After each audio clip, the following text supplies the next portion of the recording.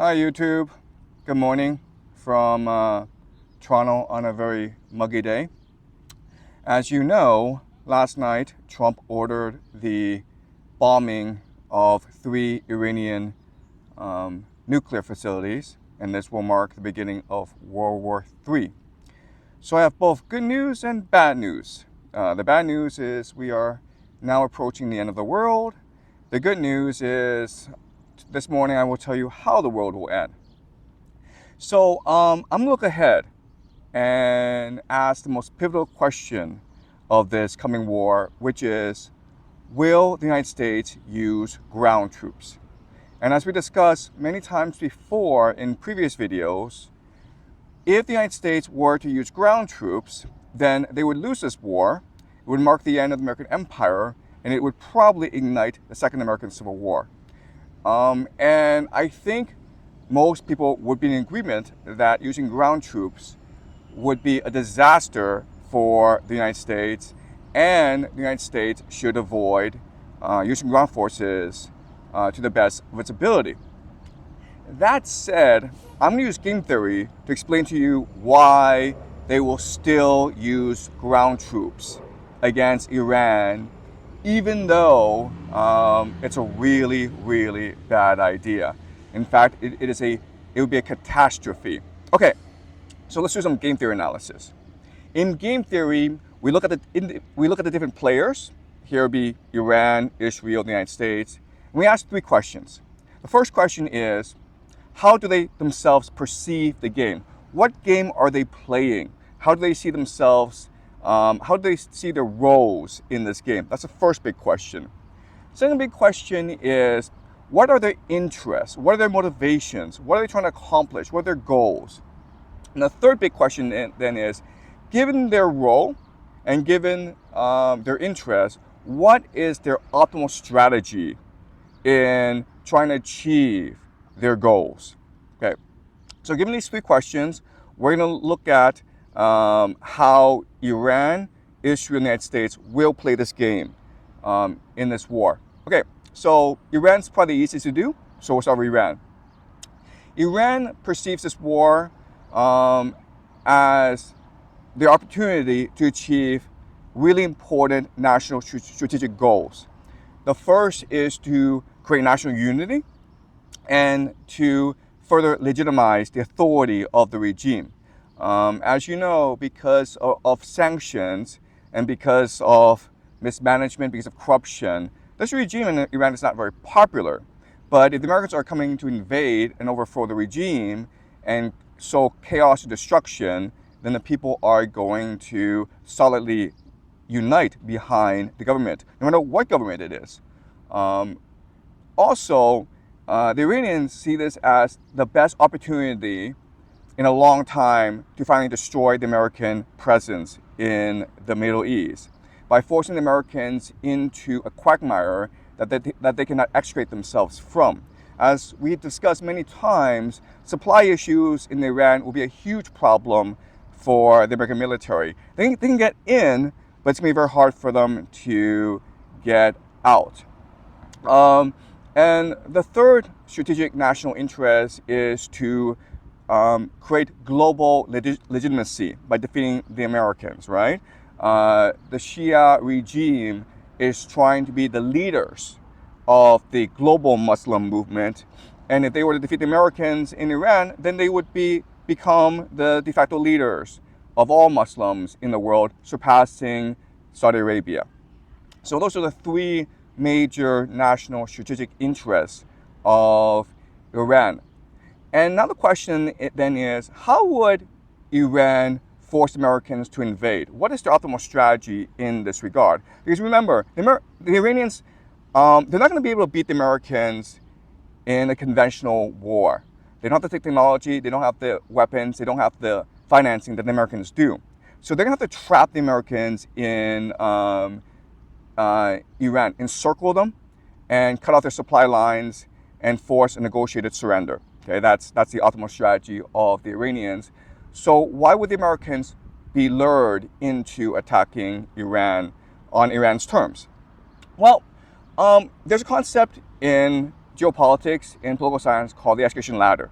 And the idea of the escalation ladder is that before a full-blown war can start, there has to be a certain process of escalation. And in this theory, the Americans have something called escalation dominance, which means that the Americans can always choose to use nuclear weapons if they feel they are losing this war. They are the hegemon. They are the global hegemon, and the Iranians are the underdog. So in theory, what they teach you in political science is that the hegemon has the advantage of escalation dominance. What I want to show you today is actually this theory doesn't really work, because escalation dominance, what it does is it forces you into reactions that may be against your best interest. So let me use a metaphor. Let's just say there's a bully in a high school, and he's been bullying people for a year now, and he's the biggest guy in the school. He's really mean, and everyone's afraid of him. He has a reputation for being a thug, and that's why he's able to accomplish what he wants to accomplish. Now let's just say that you're half his size. You want to start a fight with him. Well, you would think that would be against your advantage. But one advantage that you have in this fight is you can control the terms of engagement. You can calibrate your actions in order to elicit responses that are to the detriment of the bully. Okay, so what I mean by that is, if the bully punches you, well, you have options. You can choose to go to the principal. You can choose to not do anything, or you can choose to fight back. Okay, you have some options. But if you were to punch the bully would have actually no choice but to punch you back.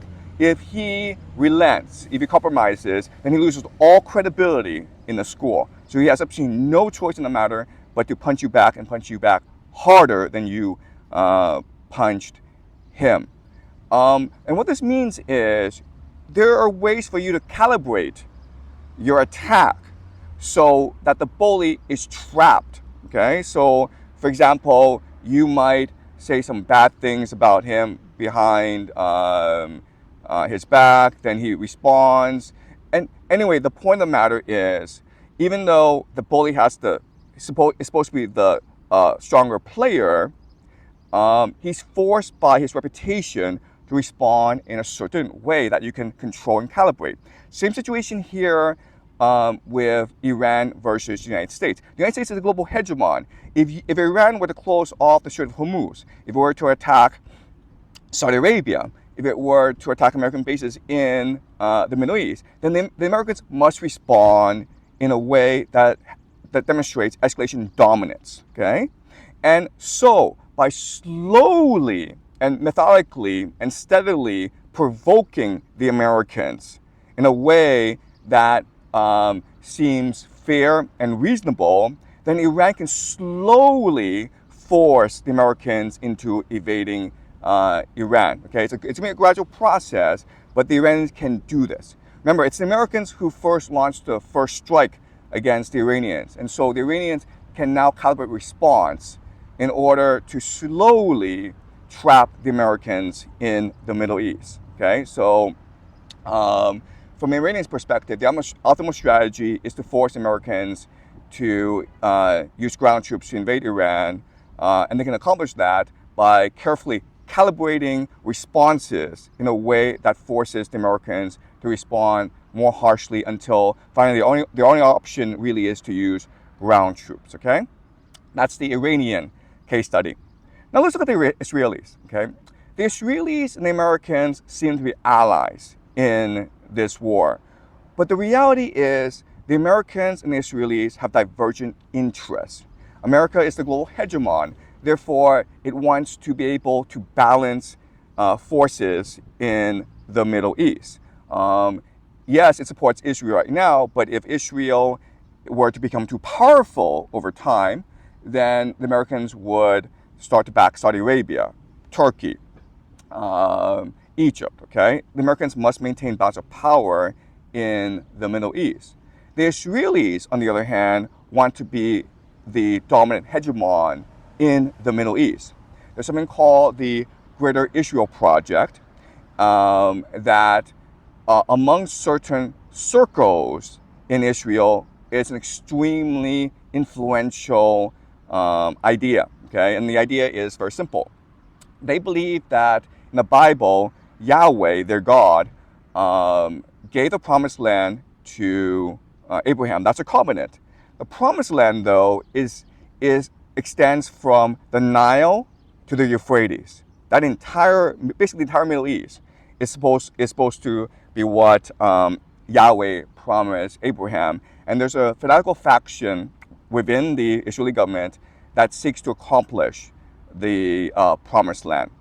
And of course, if that were the case, then the main adversaries to this project would not be the Iranians or the Saudis. It would actually be the Americans, okay? Because to accomplish the Greater Israel Project, then Israel needs to remove America from the Middle East.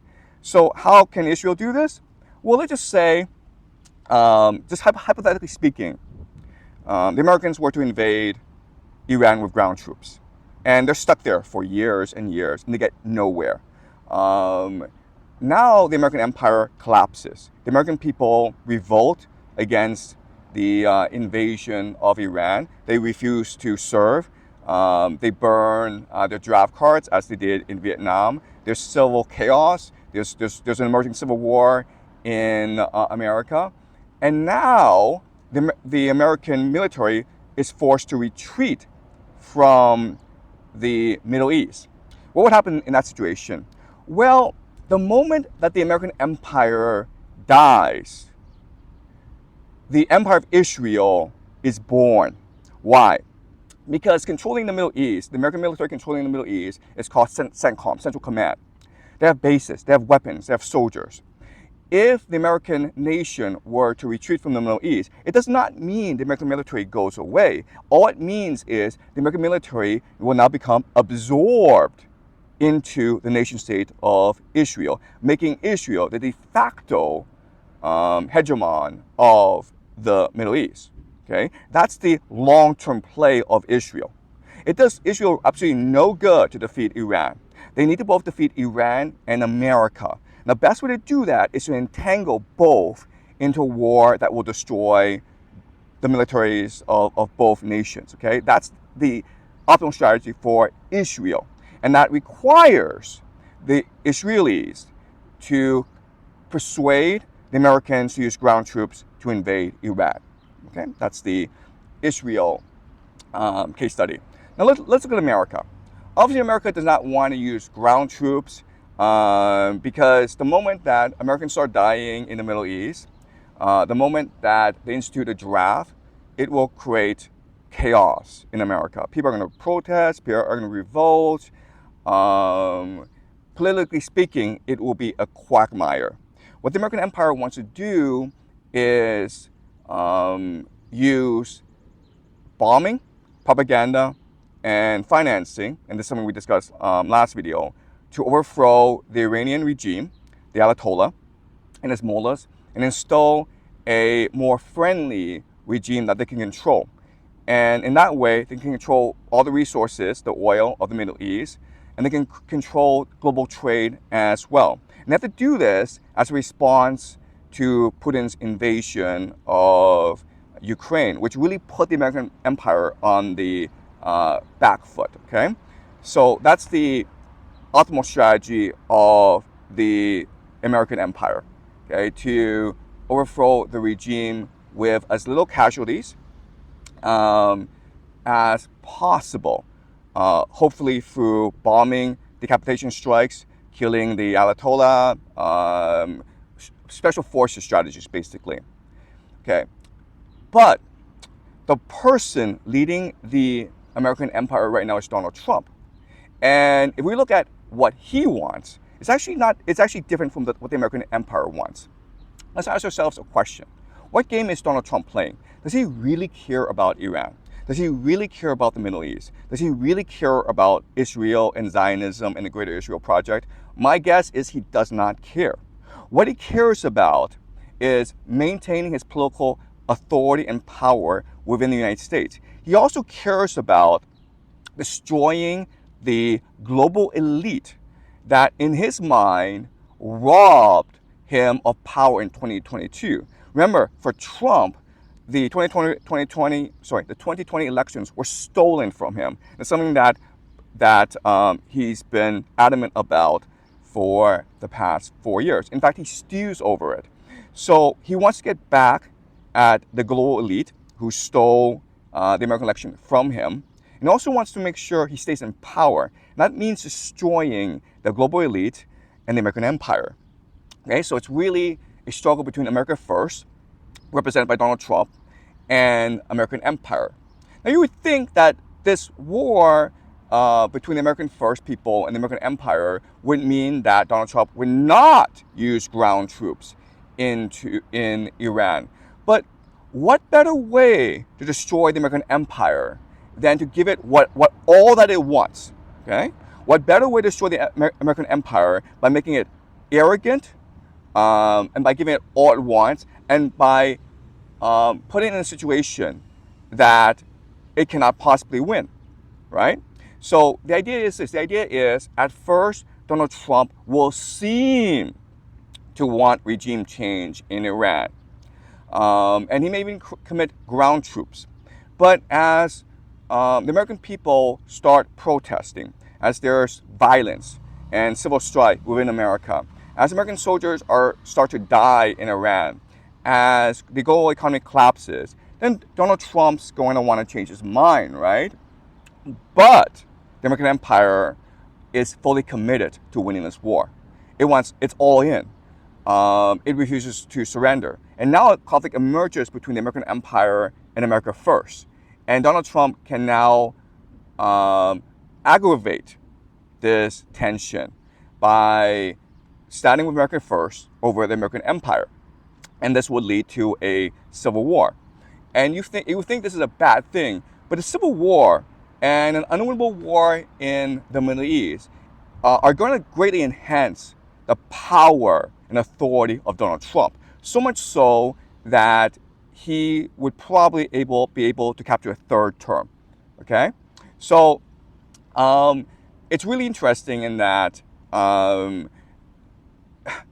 all three major players, Donald Trump, Israel, and Iran, want America to use ground troops in Iran for their own selfish, individualistic purposes.